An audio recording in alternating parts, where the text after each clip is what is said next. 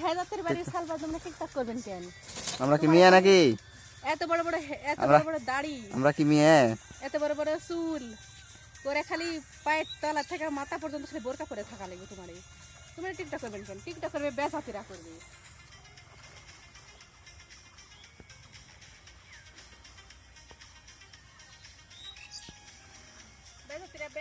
বেজাতিরা পত্তা নেই, আড়াল নেই, চলো মা ফাংশন।